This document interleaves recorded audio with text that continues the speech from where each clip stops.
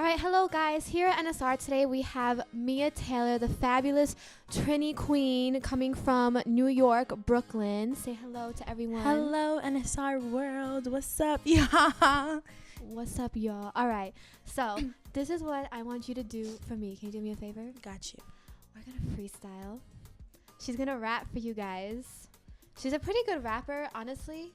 I think she should go into the rapping career. Just saying, Bryson Tiller, she's coming for you. Right. All Watch right. out for my mixtape, y'all. It's dropping next year, 2019. 2019. Mia what's the up? rapper. Mia the rapper. All right, so we're gonna make you rap to Bryson Tiller's "Run Me Dry." Are you ready? I'm ready. Oh God. Are Okay. you ready?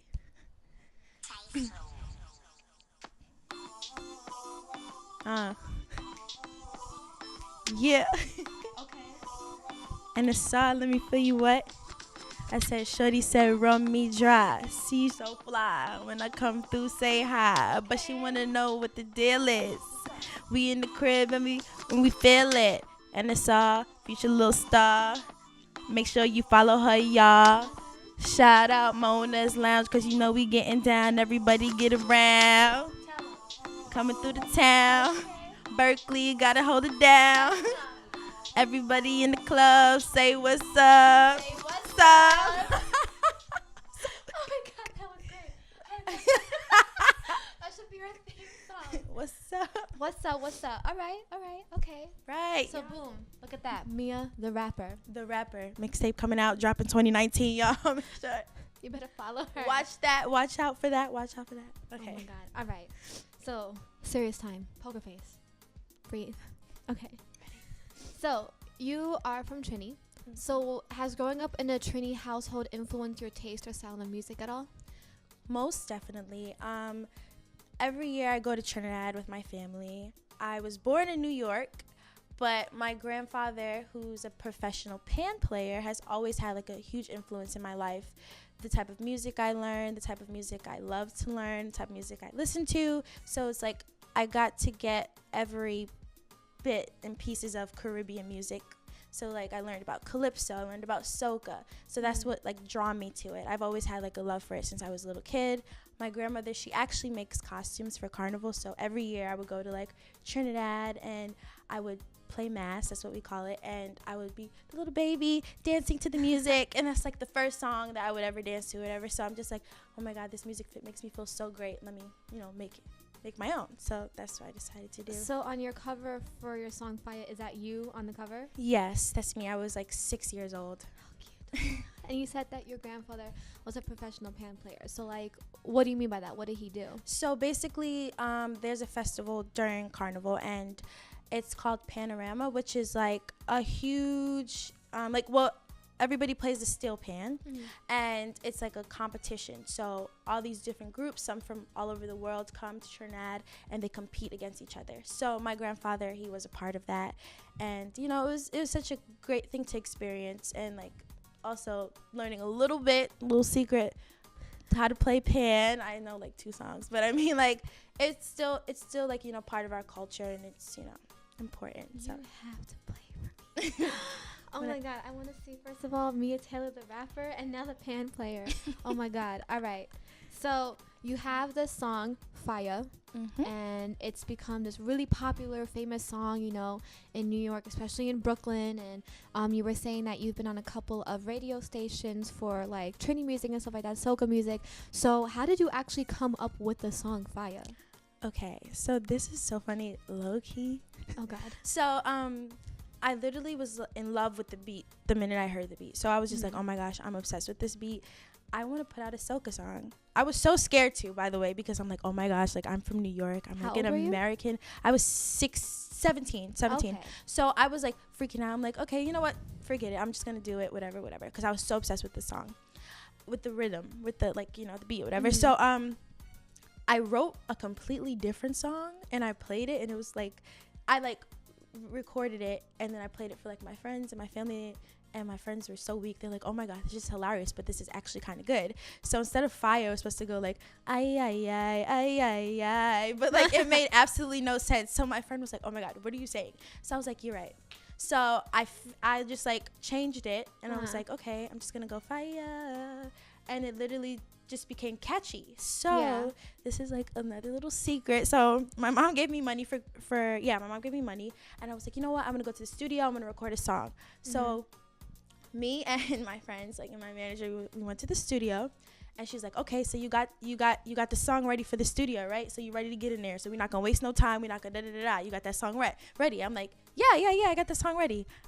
I winged the song low key, and it ended up becoming really good. So like, I said I had the song ready. So you're telling me I that lied a little bit. you Not a liar though, I'm a rapper. you're annoying. You really went in there not prepared for anything, and you No, can't- okay, that's okay. not fair. That's not Time fair. out. So I was prepared, but it wasn't complete. You get what I'm saying? You So, were prepared high key, but low key not really. yes. Basically. So like, I had a concept. I was like, all right, we're gonna keep this thing going. I'm gonna keep stop drop. I'm like, oh shoot, fire, stop drop and roll it. Corny, but I mean it was really catchy.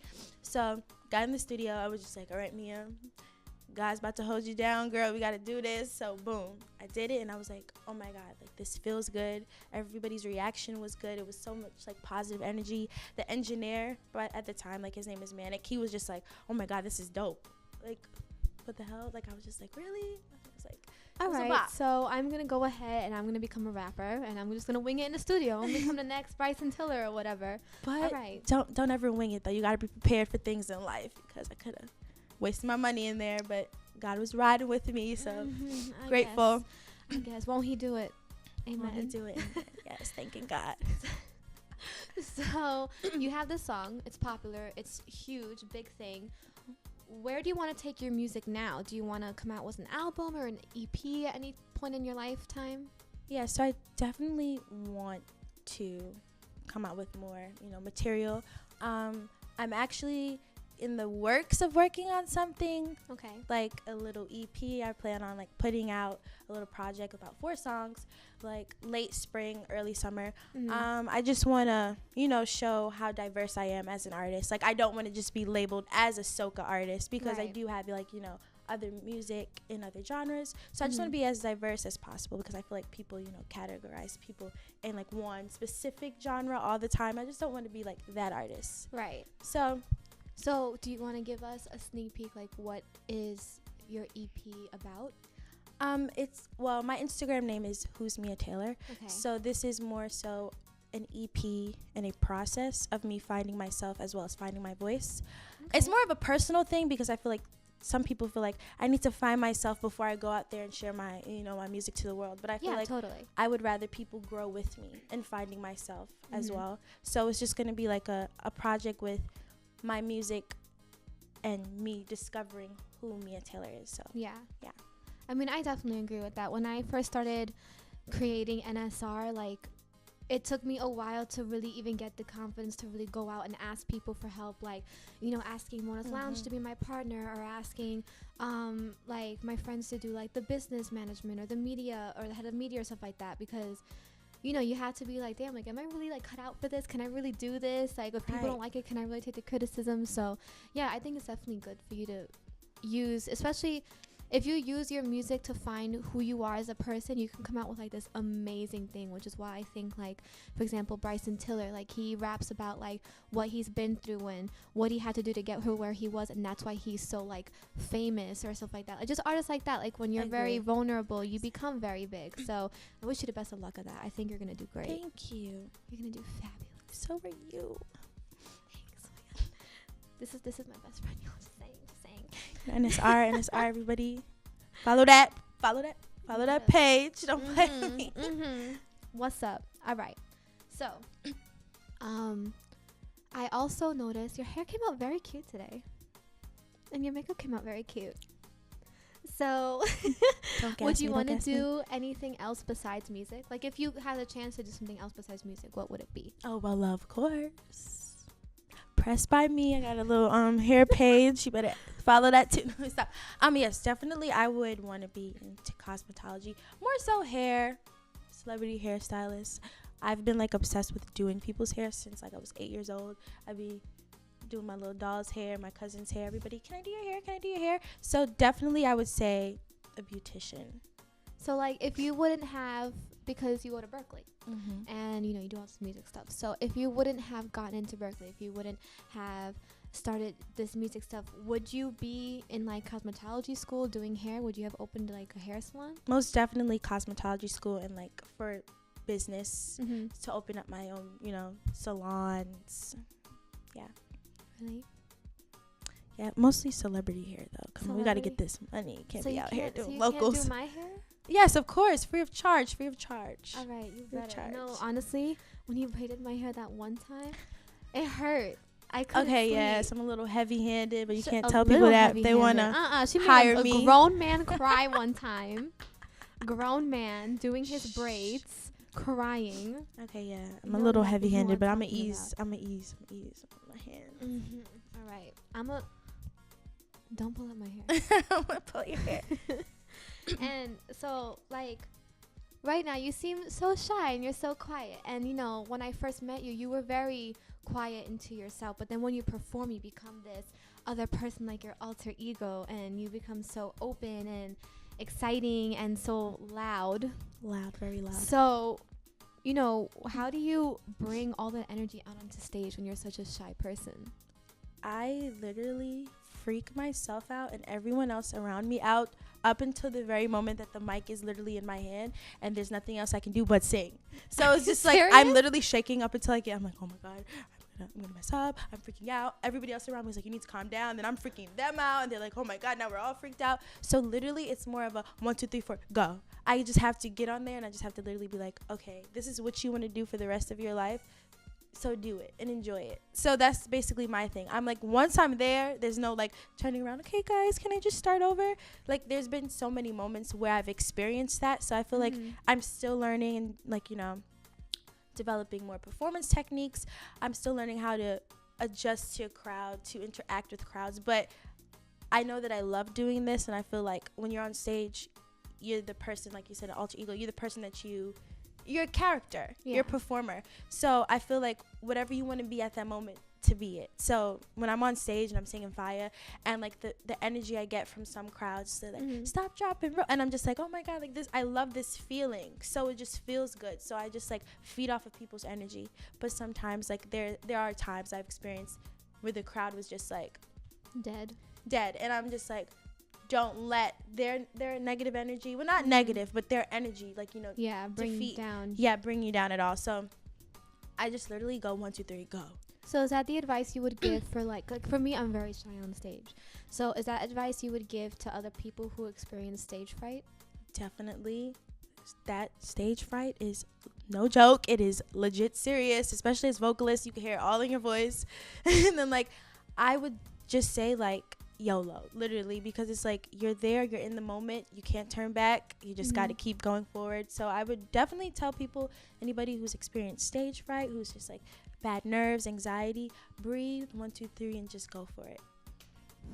I'll keep that in mind because I have horrible stage fright. Oh, I still be freaking out. Oh, are you kidding me? The first time I went on stage, I was 6. You could not hear my guitar, you could not hear my singing. It was like, I'm whispering into the mic. My mom's like, oh my god, you did great, sweetie. And I'm like, mom, you couldn't even hear me. Why are you lying to me? It's okay. It's still me. Literally, I'm telling you, like, I was freaking out before I even sat here, and I know you, girl. So like, I'm just saying, like, I swear to this day, I'm still trying to figure out, okay, how do you overcome it? But I feel like it's just a natural thing. Like, it's hard to. Beyonce probably got stage fright. Well, she hides it very well. Oh yeah, definitely. So how are you feeling now? You calm? I'm calm. You Gucci? I'm up in the club right now, in a SR club. Oh my god.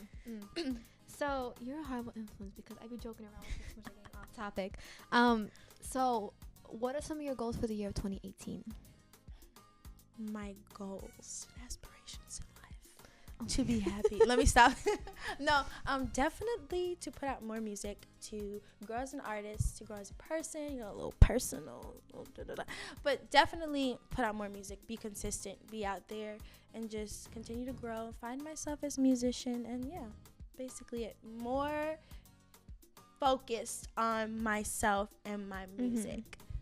Those are my goals. Music, all 2018.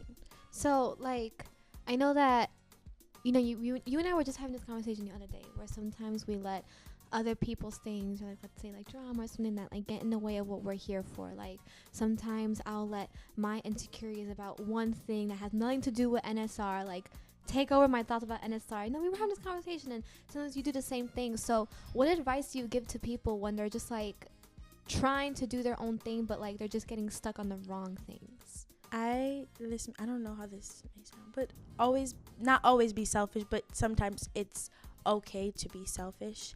I feel like protecting your energy is very important as a person, especially as a musician, because somebody can say the slightest thing and it can affect you, but like it's your responsibility as a human, as a person, to not let that affect you. So I would definitely say to be selfish and always put yourself first, because the same people that are bringing those negative energy into the room is at the moment being selfish, because they may be insecure, they may be upset about something, and in their mindset it's just all about them, so then they bring you down with them. So I feel like it's your responsibility as a person to protect your energy. So definitely, because bad energy, bad vibes is real.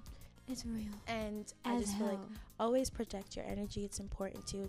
It's very unhealthy when you let negative energy impact you that way, and it affects your work, your craft. So definitely protect your energy and be selfish.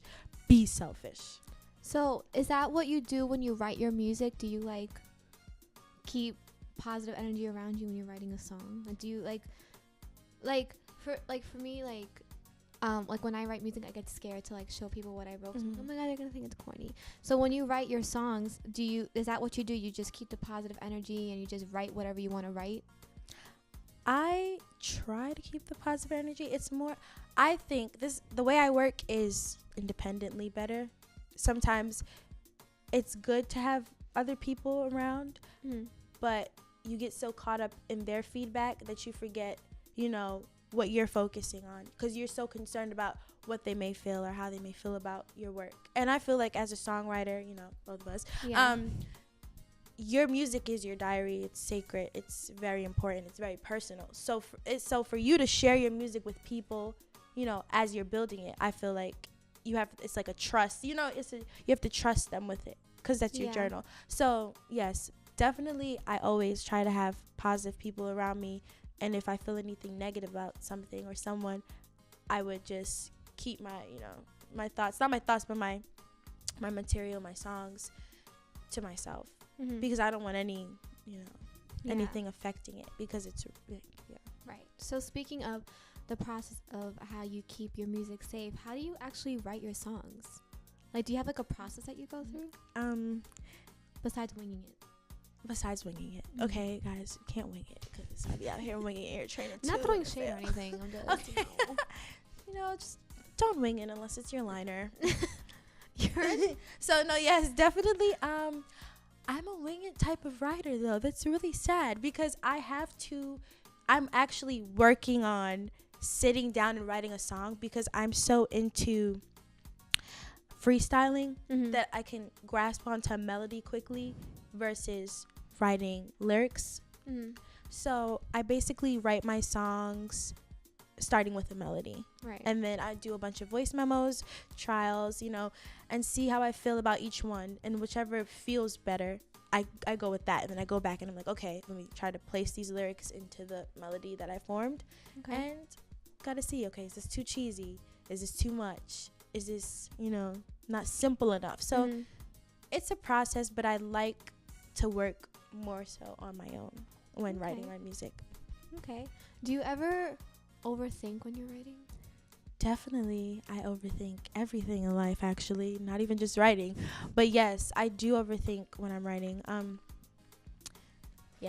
definitely overthink a lot, because I feel, again, like it's not as simple as it should be, or it's too complicated, or it's too cheesy, again, So yeah, I'm a huge overthinker, but I'm trying to overcome that. So here's to overcoming overthinking. Of course. Yes. The last question, I'll let you go. If you could describe music in one word, what would it be and why? I would describe music as inspirational. I feel like in this world, as a young adult, as a young lady, growing up, music has helped me solve a lot of problems has, you know, been there for me. I feel like without music, this world will be completely quiet, and everyone, even non-musicians, I feel like lean towards music, you know, for comfort, for therapy, for love, for, you know, whatever they're feeling or whatever they need, they can turn and, you know, lean towards music. So I feel like definitely it's more so inspiring to me, because as an artist, as a young woman, as a young adult, growing and learning new things, I always look to music as the answers to my questions. I definitely agree with that. Like, especially for me, like, yeah, I just, you were saying it before and earlier in the interview that when you write songs, it's kind of like writing in a diary. Definitely. I totally relate to that. Yeah, and it's so beautiful. I was like, musicians are popping. We popping people because we popping ass find people. So many ways to express the feelings others may feel. Yeah. But they can't do it because that's our job. Exactly. So, you know, so we're able to speak for others in ways that they can't express. So really, you don't even need a therapist. Just listen to music. You just need a musician. Get you a musician. That's Get it. you a musician. We run the world. Mimo, we're gonna be a therapy company with music. Yes. Boom. Yes. Oh, hairstylist. Rapper. Yes, whatever. Whatever. Therapist. Yes. Don't watch kids though, so keep your kids at home. You got problems with your child, keep your child at home. All right. Joking, I love all children. Okay. All Does children she of God. really though? Okay, I do. It's because we're all children. Shout out to my mom. No, mom, look, I'm on TV. TV. This is kind of the computer, but okay. Computer, besides the whatever. point. Thank you so much, Mia Taylor, for joining us here at NSR and Mona's Lounge. Do you have any other things you want to say to your fans before we leave? I'm just really thankful for you to put me on your vlog, and for Mona's Lounge and everybody behind the scenes and everybody who's a part of this production for having me. You guys are amazing. I love all of you. Thank you. Let's hug it out. Let's hug it out. Let's hug it out. Thank you, guys. See you next time. Home.